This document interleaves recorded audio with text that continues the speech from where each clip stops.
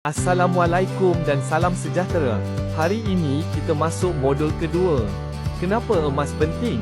Ramai orang simpan duit bertahun-tahun, tapi tak sedar nilai duit makin lama makin jatuh. Harga barang makin naik, kuasa beli makin lemah. Berbeza dengan emas, semakin lama, semakin tinggi nilainya. Kalau dulu tahun 2000, harga emas hanya sekitar RM40 1 gram. Hari ini, harganya dah ratusan ringgit 1 gram. Emas adalah pelindung inflasi, penyimpan nilai, dan aset sebenar yang anda boleh pegang. Lagi best, emas mudah dicairkan bila perlu. Senang, cepat, dan selamat. Sebab itu, Kos5 pilih emas sebagai asas bisnes.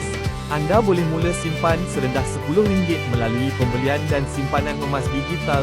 Beli emas fizikal RM999.9 dengan harga telus, dan pada masa yang sama jana pendapatan lumayan sebagai usahawan emas.